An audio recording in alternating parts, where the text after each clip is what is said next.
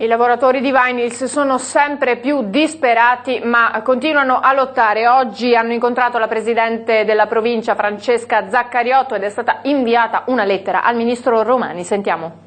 Siamo venuti per l'ennesima volta in prefettura stamattina perché consideriamo la prefettura come l'elemento di collegamento diretto con il governo, perché attribuiamo al governo di questo paese la responsabilità piena di quello che sta succedendo.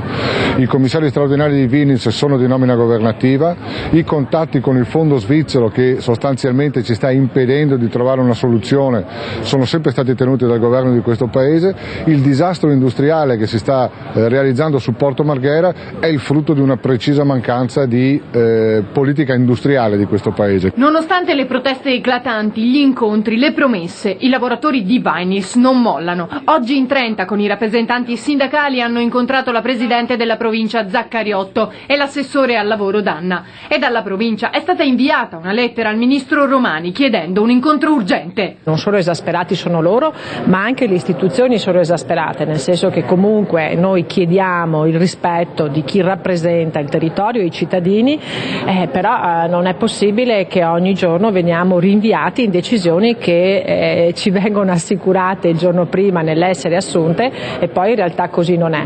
E siccome gli unici interlocutori rispetto agli operai siamo noi, ci sentiamo tanto quanto loro presi in giro da questa situazione. Purtroppo noi non abbiamo titolo sul tavolo di prendere delle decisioni rispetto a un rapporto con Ghita o con Eni, perché non siamo noi a trattare, viviamo come loro di telefonate costanti, l'unica azione che possiamo fare è quella di monitorare